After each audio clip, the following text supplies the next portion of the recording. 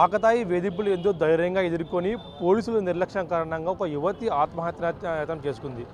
సికేపల్లి మండలానికి చెందిన ఒక గ్రామానికి చెందిన ఒక విద్యార్థిని బస్సులో వెళ్తుండగా ఒక ఆకతాయి వేధించాడు.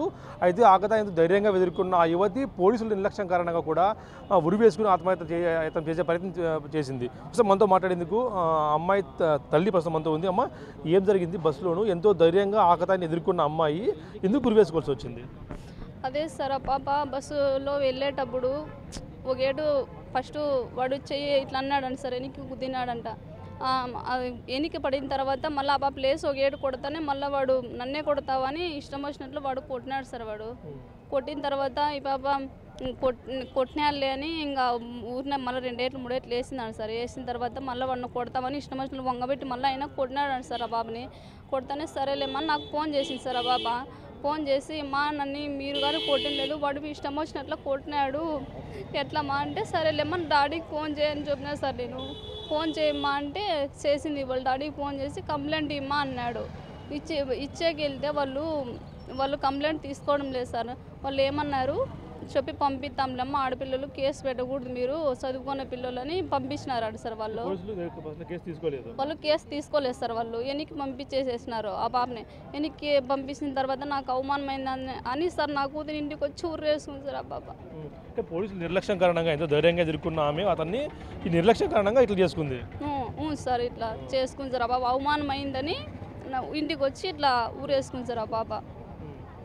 అది జరిగింది సార్. పోలీసులు ఎందుకు ఇట్లా చేశారన్నమాట? ఏదో చదువుకున్న వ్యక్తి అంటే వేరే కారణాలు ఏమైనా ఉన్నాయంటే అయితే ఏం లేదు సార్. ఏం లేదు సార్, అట్లా ఆడవైతే ఏమి లేదు సార్. వాడైతే తెలియదు, వాడిని ముష్టికోలు సార్. రోజు అప్పండం చేసేది. వాని పేరు వంశీ సార్. రోజు అప్పండం చేసాడు. ఆ పాపకి నా కూతురికి నా కూతురికి ఎటువంటి సంబంధము లేదు సార్. ఎప్పుడు చేసిండే సార్ వాడు, ఎప్పుడు చేసిండేదే లేదు సార్. వాడు ఎప్పుడు చేసిండే మన్నోటి అట్లా చేసినాడు అంతే సార్. అట్లా ఫస్ట్ పీకిన తర్వాత నన్నే పీకుతావా అని ఒక ఏడు కొట్టింది సార్. ఈ పాప నన్నే కొడతావని వాడు మళ్ళీ ఇష్టం వచ్చినట్లు కొట్టినాడు సార్ నా కూతుర్ని. మళ్ళీ బస్సు దిగినప్పుడు కానీ పోలీసులు మీరు ఏం కొడుతున్నారు? న్యాయం చేయమని అరెస్ట్ చేయమని కొడుతున్నారా? న్యాయం చేయాలి సార్. మాకు న్యాయం చేయాలి సార్. నా కూతురికి ఎట్లా జరిగిందో వానికి ఆ పరిస్థితే రాలేదు సార్. రాలేదు సార్ వానికి.